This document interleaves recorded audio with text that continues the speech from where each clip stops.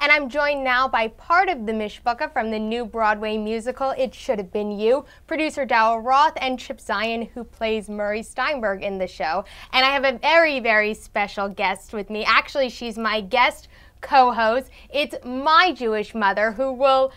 you'll see the Jewish mom element is a very big part of this new musical. I don't know how to introduce you. Should we? Ilene, this is my Jewish mommy, Ilene, or just my mom, and she's joining me today on our Mother's Day special. So, Mom, welcome to the show. Nice to be here. That's right. That's right. So I want to get right into talking about It Shoulda Been You. This musical is set on the day of a wedding between the Jewish Rebecca and the Gentile character of Brian Howard. But it's the funniest show. Why are weddings such good comic fodder? Well, I think for many reasons. For one, you can rest assured many things will go wrong. And you mix that in with high nervous energy and people being, you know, hopeful that it's going to be the perfect day. And of course, it will be ultimately, but until you get to perfect, a lot can happen.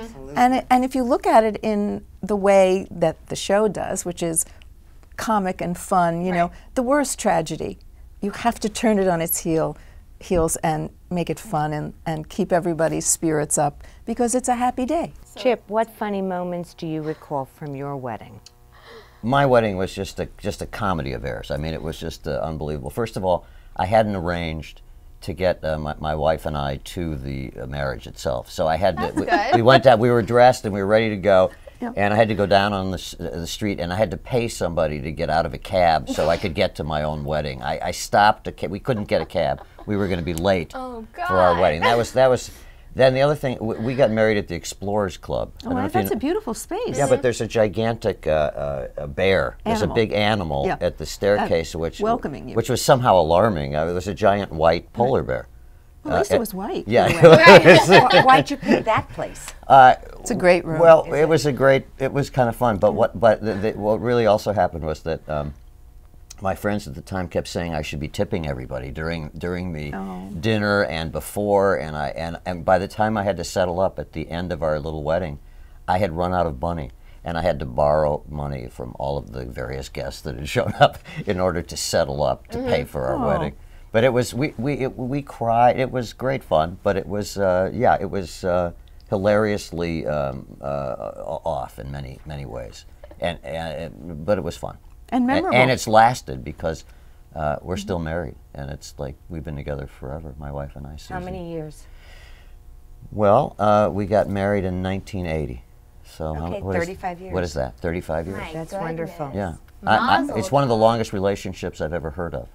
I'm married 45 years. Well, you beat me. Well, okay. now you've exceeded. But I'm a lot older than you are. Yeah, no, I don't think so. Wonderful. But no, we've been together forever. And we started dating in like 72. Well, I had the privilege to see your wonderful show last night, and I thoroughly enjoyed it. I thought it was great. What's it like working with Tyne Daly, and how she tries to represent a Jewish mother and a Jewish wife? Well, she's fabulous. I mean, both as a human being on and off the stage. She's one of the smartest people I've known. She's a quintessential Jewish mom on the stage, and can lay in a punchline better than anybody I've ever met. She's unbelievable. I've actually known her quite a while because years ago I was the assistant district attorney on Cagney and Lacey for a period of time. Oh, so your history goes. So I knew her. Yeah, I met her first when we were sitting in a honey wagon, you know, the dressing rooms we use on a TV show. And she was completing the Friday New York Times crossword puzzle in like 2 minutes, and I couldn't get. I was still on the first square. She's just enormously fun, full of heart, and she's so charismatic. She's kind of radiant. I think of her as being radiant and just beautiful, and it's been a privilege for me to actually share the stage with her and get to know her even more than I had in the past. So I was talking to Tyne about playing a Jewish mother, and her answer, though, was, Tyne's not Jewish herself, but her answer is all mamas are the same. There's this this element of whether you're Irish or Italian or Jewish, the mother in these shows and these scenarios are the same. Do you find that to be a universal element? Well, I think in our show we have two very different mothers, and the way they deal with their children is different.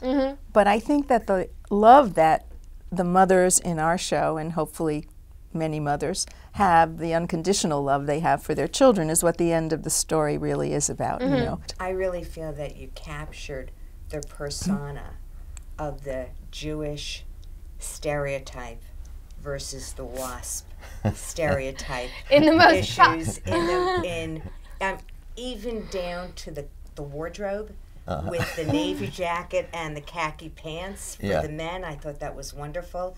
The I rollers. like a navy jacket and khaki pants. But I think that It's a classic. It's a classic look. classic. What did The you- wardrobe was so typical of that, and I loved the rollers in the hair because I see my own mother often use that as opposed to me who just blow dries their hair. So I really do think that you captured that persona so beautifully. Well, David And it Hyde was Pierce. funny. We have to credit Yeah. Brian Hargrove and David Hyde It Pierce was Exactly. because funny. they've done such a wonderful Yeah. job at creating that. And did you like the mispronounced Yiddish isms? That was the best. You know. That was the That best. was good. Kenny Ahura. Yeah. that was Can good. you hear it? Mishpucha. Kenny Yahora. However David Burke He makes says it sound like an Indian word. It's, yes, was it's, so it's, funny. it's Indian and it's so funny and so great. Hamantashen. Yeah. So, They asked me to correct some of the Yiddish pronunciations, but you know I'm from Milwaukee, and they so don't say it the same. I'm not sure we even say it the same way. So, Well, part of the joke is that he's trying so hard to please